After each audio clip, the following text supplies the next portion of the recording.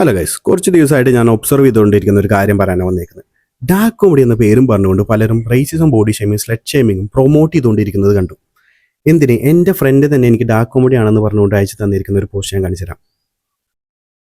ഇതിൽ കൺവേ ആവുന്ന 2 പോയിന്റ്സ് ഞാൻ പറയട്ടെ. കറുത്ത ഒരു സ്പീഡുള്ളവരാണെന്നും കറുത്ത ഒരു കള്ളന്മാരാണെന്നുള്ളത്. പക്ക റേസിസം. ഇതാണ് ഡാർക്ക് കോമഡി എന്ന് തെറ്റിദ്ധരിച്ചിരിക്കുകയാണ്. അപ്പം ഞാൻ ചോദിച്ചു, ഇത് റേസിസം അല്ലെന്ന് അവനോട് തിരിച്ചു ചോദിച്ചാൽ അവൻ പറഞ്ഞു, ഇത് ഡാർക്ക് കോമഡിയാണ്, നിന്നെപ്പോലുള്ള തന്തവായ്പുള്ളവർക്ക് ഇതൊന്നും മനസ്സിലാവില്ല എന്നുള്ള തരത്തിലുള്ള ഒരു മറുപടിയാണ് വന്നത്. ഇത് ഡാർക്ക് കോമഡി അല്ലെന്ന് അവനെ ഞാൻ എങ്ങനെ പറഞ്ഞ് മനസ്സിലാക്കും എന്നുള്ള കാര്യത്തിലാണ് എനിക്ക് അത്ഭുതം.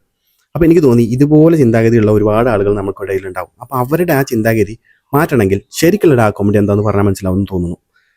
ഡാർക്ക് കോമഡി എന്ന് പറഞ്ഞു കഴിഞ്ഞാൽ നമ്മുടെ സൊസൈറ്റിയിൽ നിലനിൽക്കുന്ന കുറച്ച് ടാബൂസ് ഉണ്ട്. For example, sex education publicly നമുക്ക് പറയാൻ പാടില്ല എന്നൊക്കെ പറയുന്ന പോലത്തെ കുറച്ച് സ്റ്റുപ്പിഡ് ആയിട്ടുള്ള ടാബൂസ് ഉണ്ട്.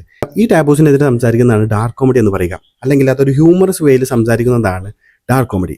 അതായത് നമ്മൾ പറയാൻ പേടിക്കുന്ന അല്ലെങ്കിൽ പറയാൻ വിലക്കപ്പെട്ട എന്നാൽ എന്തായാലും പറയേണ്ടതായിട്ടുള്ള കാര്യങ്ങളെ പറയുന്നതാണ് ഡാർക്ക് കോമഡി. അല്ലാതെ ഈ slut shaming, racism, body shaming പോലത്തെ പറയാൻ പാടില്ലാത്ത കാര്യം പറയുന്നതല്ല ഡാർക്ക് കോമഡി എന്ന് നിങ്ങൾക്ക് മനസ്സിലാക്കണം. ഇനി ഇത് ഷെയർ ചെയ്യുന്ന ചില ആളുകളുടെ ഒരു വാദമുണ്ട്, ഇതൊക്കെ റേസിസം ആണെന്ന് അറിഞ്ഞുകൊണ്ട് തന്നെയാണ് ഞാൻ ഷെയർ ചെയ്യുന്നത്, ഞാൻ റിയൽ ലൈഫിൽ ഒരിക്കലും റേസിസം പറയാറില്ല എന്നൊക്കെ പറഞ്ഞ് ന്യായീകരിക്കുന്ന കുറച്ച് ആളുകളുണ്ട്.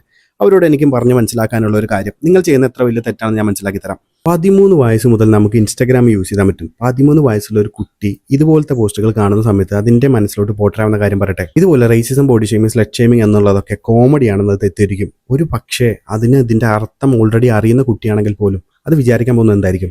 ഇതുപോലുള്ള പറയാൻ പാടില്ലാത്ത കാര്യങ്ങൾ പറഞ്ഞുകൊണ്ട് അത് ഡാർക്ക് കോമഡി ആണെന്ന് പറഞ്ഞ് നമുക്ക് ന്യായീകരിക്കാം, അല്ലെങ്കിൽ ഇത് ഡാർക്ക് കോമഡി ആയിട്ട് നമുക്ക് ഇതൊക്കെ ഈ തെറ്റുകളൊക്കെ നമുക്ക് ചെയ്യാം എന്നുള്ള തരത്തിലുള്ള ഒരു തോട്ട് അതിന് വരും.